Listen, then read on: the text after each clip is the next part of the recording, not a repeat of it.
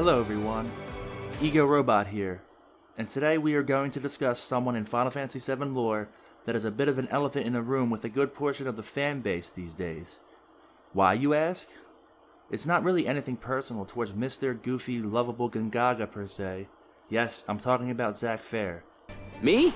Gungaga. His sacrifice for Cloud, a mere Shinra grunt, if you will. What Zack did was so noble and heroic, he became the hero he always wanted to be, and essentially gave Cloud his legacy. You have to respect that. OG FF7's version of Zack's death was an optional scene, and definitely gets you in the feels. Once you put all the pieces together of who Cloud is, and what he went through in OG FF7, they really did a fine job of still making the story all about Cloud. Which brings me to the crux of what I want to talk about. People who have grown up with the original FF7, and how a good amount of the original FF7 fans kind of felt indifferent about the prequel that came out more than a decade after the original in 1997. I'm talking about Crisis Core.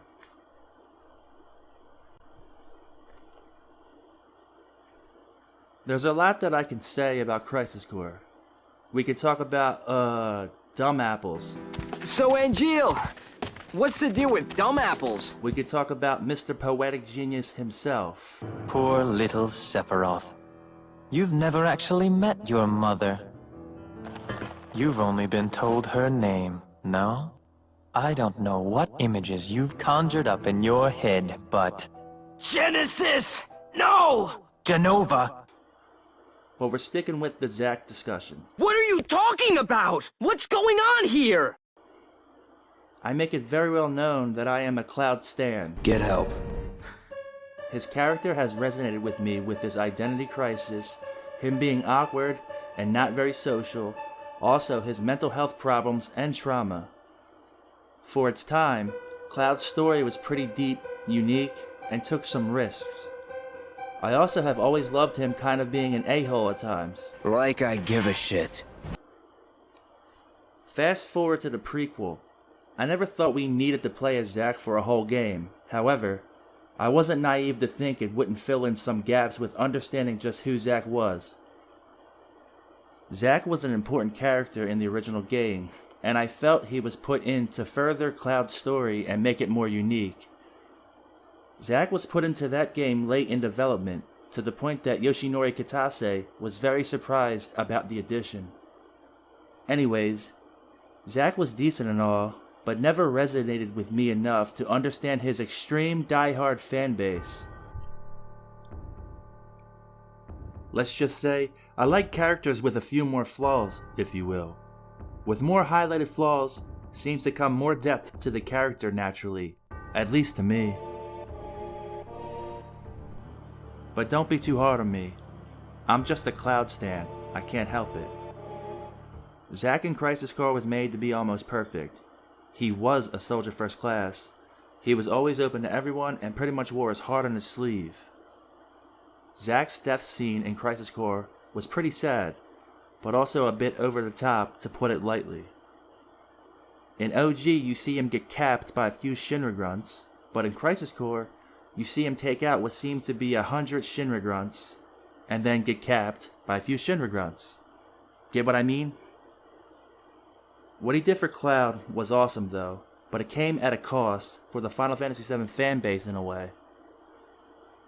Crisis Core created the whole "Zack's the real hero" thing, and honestly some of the fanbase is even worse with it.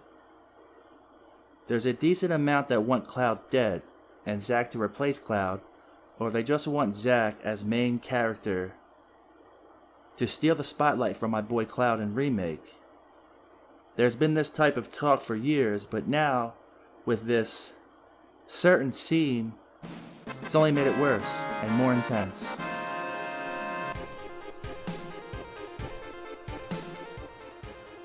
Now I know it's not a ton who feel that way, but it was enough to confuse me as to why some would actually feel this way. Since Remake came out 23 years after the original, so has the generations changed.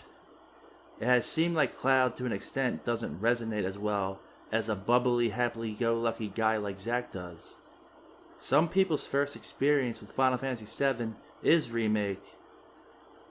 So maybe some of it is understandable when you haven't seen the main peaks and valleys of Cloud's full arc. This has been discussed a bit before, but let's just say your first experience with FF7 is actually Remake.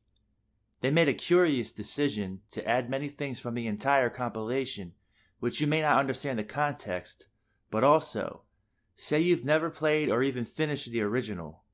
Your impression of Cloud may not be very positive. I'm sure most people go back and do their research, but I'm pretty sure not all do, and it could cause some confusion. Cloud is an underdog. He's never really supposed to succeed, but he does. So many things are stacked against him, and he even has to accept failure, but he pushes on. He overcomes doubting himself, his hometown burning down, his mother dying, Tifa getting injured by Sephiroth, Genova cells toying with him, PTSD, and his dear comrade being killed, and has to overcome heavy guilt with that as well.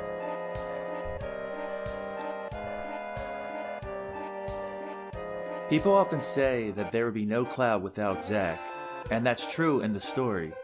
However, Zack's design was based off of Cloud's late in development of the original.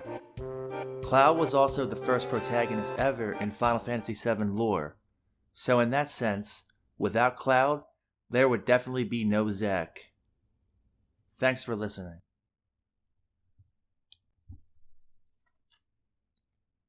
If you actually like this content, please comment, like, and subscribe. Hit the notification bell, as the old saying goes, and be on the lookout for more Cloud appreciation as well as Final Fantasy content in general and similar games. Thanks again for your time.